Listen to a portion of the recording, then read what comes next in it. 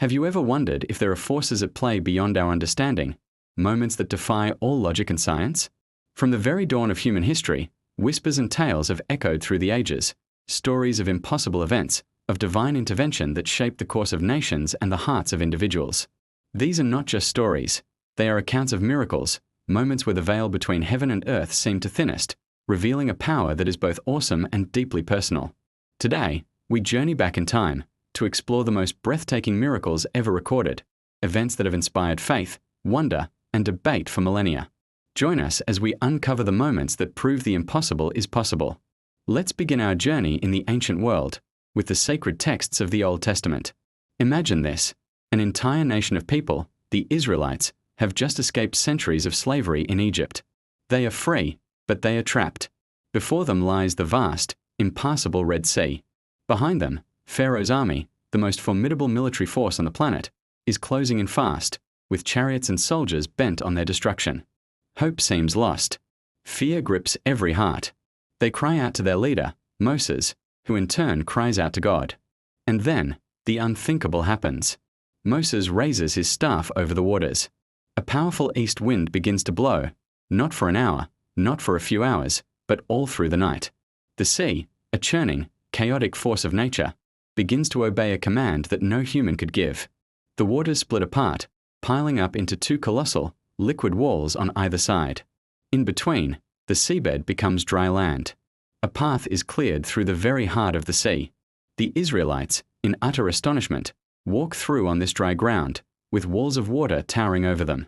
Once they are safely across, the Egyptian army, in their arrogant pursuit, charges into the same path. But as the last Israelite steps onto the far shore, Moses stretches his hand out again. The walls of water collapse. The sea returns to its full force, swallowing the entire army. In a single, decisive act, a nation is saved, and a lesson is etched into history. With divine power, there is always a way, even when there seems to be no way. Now, let's fast forward a few centuries to a dramatic showdown on a mountain. The nation of Israel is in a state of spiritual crisis. The worship of foreign gods, particularly Baal, has become rampant, promoted by the wicked Queen Jezebel. The prophet Elijah, a lone voice for the one true God, challenges 450 prophets of Baal to a contest on Mount Carmel. The challenge is simple. Each side will prepare a bull for a sacrifice, but they will not light the fire themselves. The God who answers with fire from heaven is the true God. The people gather, a massive crowd watching this epic confrontation. The prophets of Baal go first. From morning until noon, they cry out, they dance, they chant, they even cut themselves in a frenzied ritual. But there is no response. No voice, no sound, no fire. Just an empty, silent sky. Elijah even taunts them, suggesting their God might be busy, or traveling, or perhaps even sleeping. As the afternoon wears on, their efforts become more desperate, but the result is the same: nothing. Then, it's Elijah's turn. He calmly rebuilds the Lord's altar that had been torn down. He lays the wood and the sacrifice on it. And then he does something completely counterintuitive. He has the people douse the entire sacrifice and the wood with water, not once, not twice, but 3 times, until water fills the trench he dug around the altar. Everything is completely waterlogged. There's no way it could possibly burn. Then, Elijah prays a simple, powerful prayer. He asks God to show the people that he is the one true God. Instantly, fire flashes down from the sky. It doesn't just burn the sacrifice. It consumes the wood, the stones of the altar, the very dust, and even licks up all the water in the trench. The people, seeing this undeniable display of absolute power, fall on their faces and declare, "The Lord, He is God." This moment was a turning point, a spectacular demonstration that cut through all confusion and idolatry. Our next stop is at the gates of a fortress city, a place so formidable it was considered unconquerable, Jericho. The Israelites, having wandered the desert for 40 years, are finally ready to enter the promised land. But standing in their way is this massive, fortified city with towering walls. They have no siege engines, no advanced weaponry to break through such defenses. Their instructions from God are, to say the least, unconventional. They are told to march around the city once a day for 6 days, with priests carrying the Ark of the Covenant and blowing trumpets made of ram's horns. They are to do this in complete silence. Can you imagine the scene? A silent army, circling a city whose soldiers are likely on the walls, mocking them, confused by this bizarre ritual. Day after day, the procession continues. No attack, no battle cries, just the steady tramp of feet and the haunting sound of the horns. Then, on the seventh day, the instructions change. They are to march around the city not once, but 7 times. And on the final lap, when the trumpets sound a long blast, the entire army is to shout with all their might. As they complete the 7th circle, the horns sound, and a massive, unified war cry erupts from the throats of the Israelites. At that exact moment, the ground shakes. The massive, impenetrable walls of Jericho don't just get a breach. They crumble, they fall flat into a pile of rubble. The city is left wide open. A victory won not by military strategy, but by faith and obedience to a seemingly illogical command. Now, our journey takes us into the pages of the New Testament, where the miracles take on an even more personal, intimate nature through the person of Jesus. We find ourselves at a wedding celebration in the village of Cana. Weddings in that culture were multi-day festivals, and running out of wine was a huge social embarrassment for the host family. And that's exactly what happens. Jesus' mother, Mary, comes to him and simply tells him, "They have no wine." Jesus' response seems a bit cryptic at first, but then he acts. He instructs the servants to fill 6 large stone water jars, jars used for ceremonial washing, to the brim with water. Each jar held about 20 to 30 gallons, so we are talking about a massive amount of water. The servants do as he asks. Then, Jesus simply says, "Now draw some out and take it to the master of the banquet." The servant obeys, scoops some out, and takes it to the man in charge of the feast. The master of the banquet tastes it, and he is stunned. He doesn't know where it came from, but it's not just wine. It's the best wine he's tasted the entire celebration. He even calls the groom over and jokes that most people serve the good wine first, but he has saved the best for last. This wasn't a public spectacle for a huge crowd. It was a quiet, discreet miracle that saved a family from shame and launched Jesus' public ministry, revealing his glory by turning the ordinary into the extraordinary. From a private celebration to a public crisis. Imagine a huge crowd, over 5,000 men, not even counting women and children, who have followed Jesus to a remote place to hear him teach. They've been there all day, and now it's getting late. They are hungry, and there's no food to be found.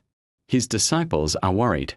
They tell Jesus to send the people away so they can go to the nearby villages and buy food for themselves. But Jesus has a different idea. He asks them, "What do you have?" They check and find a small boy's lunch, just 5 small barley loaves and 2 small fish. It's practically nothing. How can you feed a crowd the size of a small town with a packed lunch? But Jesus takes the small offering. He gives thanks, breaks the bread and fish, and gives it to his disciples to distribute. And a truly astounding miracle unfolds. The disciples start handing out the food, and it just doesn't run out. Everyone in that massive crowd eats. Not just a small bite, but they eat until they are completely full and satisfied. And the miracle doesn't end there. After everyone has finished, Jesus tells his disciples to gather the leftovers so that nothing is wasted. They collect 12 full baskets of broken pieces, far more than what they started with. This miracle wasn't just about food. It was a powerful lesson about abundance, about how God can take our small, insignificant offerings and multiply them beyond our wildest imagination to meet the needs of many. Perhaps one of the most famous miracles is one that defies the very laws of physics. The disciples are in a boat, crossing the Sea of Galilee at night. A furious storm suddenly kicks up, which was common on that lake. The waves are crashing over the boat, the wind is howling, and they are terrified. These are experienced fishermen, but this storm is pushing them to their limit. They are straining at the oars, making no headway against the wind, in the middle of a dark, chaotic sea. And then, in the distance, they see a figure. Someone is walking on the water, coming towards them. Their first reaction is pure terror. They think it's a ghost. But a voice calls out across the storm, "Take courage. It is I, don't be afraid." It's Jesus. Peter, ever the impulsive one, calls out, "Lord, if it's you, tell me to come to you on the water." Jesus simply says, "Come." And Peter does it. He climbs out of the boat and begins to walk on the stormy water towards Jesus. For a moment, he too is doing the impossible. But then he takes his eyes off Jesus and looks at the wind and the waves. Fear takes over, and he begins to sink, crying out for help. Jesus immediately reaches out his hand and catches him. When they get back into the boat, the wind dies down completely. The disciples are left in absolute awe, recognizing that the one with them has authority over the very elements of nature. But what about the one enemy that no one can defeat? What about death itself? Our final miracle before the ultimate one brings us to a tomb in Bethany. Jesus' dear friend, Lazarus, has been sick. By the time Jesus arrives, it's too late. Lazarus has been dead and buried for 4 days. His sisters, Martha and Mary, are heartbroken. When Jesus sees their weeping, he is deeply moved, and he himself weeps. He asks them to take him to the tomb. It's a cave with a large stone rolled across the entrance. Jesus gives a command that shocks everyone. Roll away the stone. Martha objects, pointing out the practical, gruesome reality. After 4 days, there will be a terrible odor. But Jesus insists. They roll the stone away. Jesus looks up to heaven and prays, and then he cries out in a loud voice, a voice of command, "Lazarus, come out." And from the darkness of the tomb, the impossible happens. A man, still wrapped in his grave clothes, shuffles out into the daylight. Lazarus is alive. Jesus simply tells the stunned onlookers, "Take off the grave clothes and let him go." This wasn't just resuscitation. It was a complete reversal of death and decay, a powerful demonstration that Jesus is the resurrection and the life, holding power over even our final enemy. Each of these miracles is astounding, defying explanation and pointing to a power beyond our world. But they all point forward to one singular event, the ultimate miracle upon which the entire Christian faith rests. After being crucified and buried, Jesus' body lay in a sealed tomb, guarded by Roman soldiers. On the 3rd day, some of his women followers went to the tomb to anoint his body. But they found the massive stone rolled away and the tomb empty.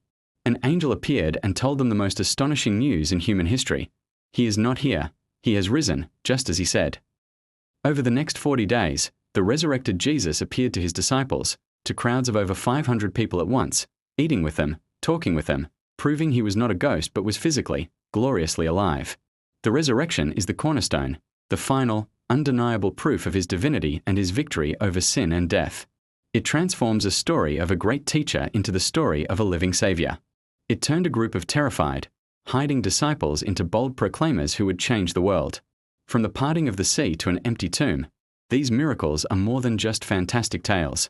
They are historical accounts that reveal the character and power of a God who intervenes in human affairs, who can make a way where there is no way, who can bring fire from heaven, topple walls with a shout, turn water into wine, multiply a small lunch to feed thousands, command the storms, and ultimately conquer death itself.